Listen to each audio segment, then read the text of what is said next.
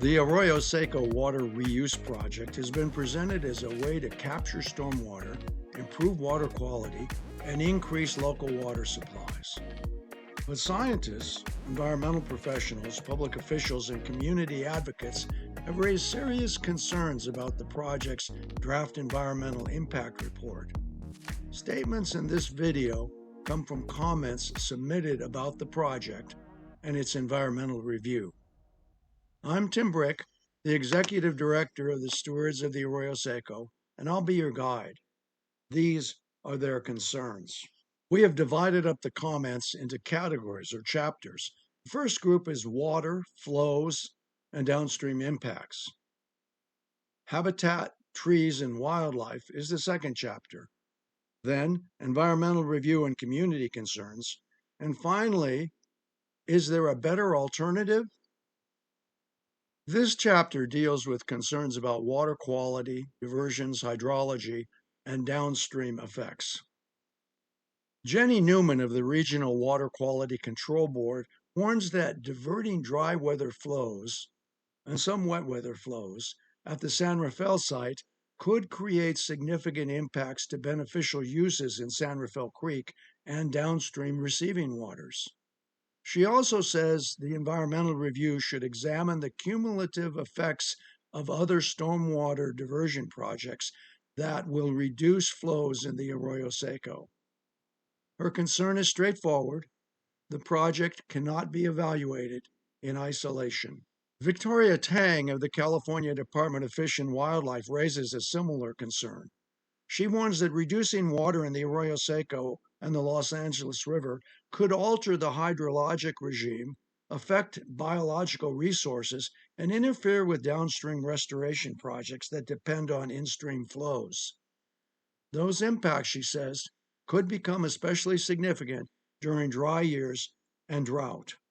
Engineer Ken Kules and environmental health researcher Alexandra Huttinger Ntazinda challenge the technical foundation of the environmental review. They say the DEIR has not provided substantial evidence supporting its conclusions about existing water quality, expected project performance, long-term infiltration, groundwater impacts, or the effectiveness of the proposed project configuration. Chapter 2, Habitat, Trees, and Wildlife, deals with protecting mature habitat, urban forest, wildlife, and ecological connections. Dr. Travis Longcore focuses on the loss of mature habitat. The project would permanently remove more than an acre of sensitive coast live oak, western sycamore woodland. Longcore argues that planting saplings does not compensate for the loss of mature woodland on any time scale relevant to the impact. Mature trees provide nesting, roosting, foraging, and other ecological functions that newly planted trees simply cannot provide. He also warns that capturing hundreds of acre-feet of water each year could reduce dry season flows needed by riparian vegetation and wildlife. Habitat restoration expert Margo Griswold says the DEIR does not adequately describe the ecological functions that already exist at the project sites, San Rafael Confluence and San Pascual Park. She points to missing information about habitat function, the absence of bat surveys, and the long-term ecological loss created by removing mature vegetation. Without that information, she argues, decision makers do not have enough evidence to fully evaluate the project's biological consequences. Tony Tucci of Citizens for Los Angeles Wildlife emphasizes that the area already contains a mature, functioning habitat. Newly planted vegetation, he says, should not be treated as ecologically equivalent to established trees that provide nesting sites, shelter, and food for wildlife. And because the Arroyo Seco is one of the few remaining riparian corridor systems in the Los Angeles basin, he argues that replacing established habitat deserves much greater scrutiny. Adele Slaughter adds another dimension, the urban forest.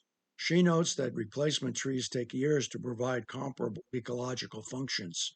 She raises concerns about wildlife habitat, loss of canopy, urban heat, damage to trees that remain, and the loss of ecological connectivity. She also argues that the DEIR has not adequately evaluated how increased diversions may affect downstream ecosystems and the Arroyo Seco channel itself.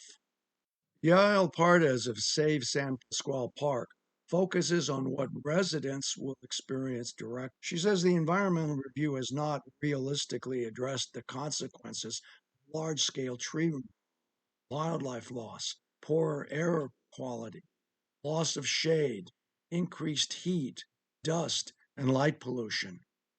Her conclusion is blunt. Mitigation cannot simply replace an established habitat. Chapter 3 deals with environmental review and community concerns. Los Angeles City Council member Ysabel Jurado has formally opposed certification of the draft environmental impact report. She acknowledges the importance of stormwater capture, water supply, reliability, and improved water quality, but she says the DEIR does not adequately disclose, analyze, or mitigate several significant impacts raised by community members and local tribal government. Clara Solis raises a different issue: pollution and the importance of treating it at its source. She says that despite repeated requests during the environmental scoping process, the DEIR fails to adequately address source contamination in the Arroyo Seco. Her argument is that capturing or redirecting water does not substitute for addressing the pollution entering the watershed in the first place. Barbara Eisenstein emphasizes cumulative impacts. Environmental review, she argues, must consider the combined effects of past, present, and reasonably foreseeable projects, not simply this project by itself. That means accounting for other stormwater projects, flood control, habitat, and restoration projects throughout the watershed, and asking what their combined effect will be on downstream flows and ecological conditions. Tim Brick, hey, that's me. I argue that the fundamental approach is wrong. The project relies on outdated assumptions, fails to prioritize pollution reduction on San Rafael Creek, and describes engineered infrastructure as nature-based restoration.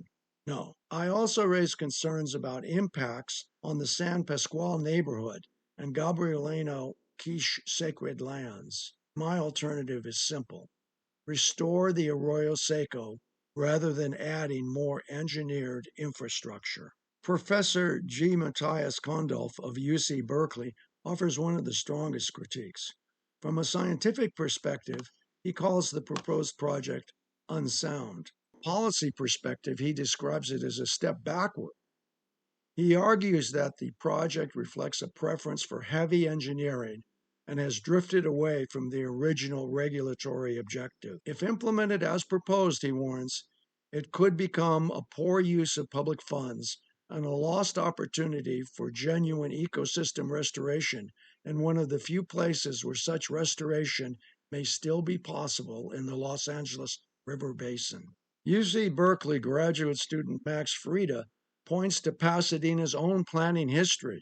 The 2003 Lower Arroyo Master Plan and the 2006 Arroyo Seco Watershed Management and Restoration Plan both call for restoring the natural character of the Arroyo Seco. These plans specifically contemplate removing concrete near the San Rafael Creek confluence where upstream conditions allow, and a later site reconnaissance concluded the restoration of this reach was achievable.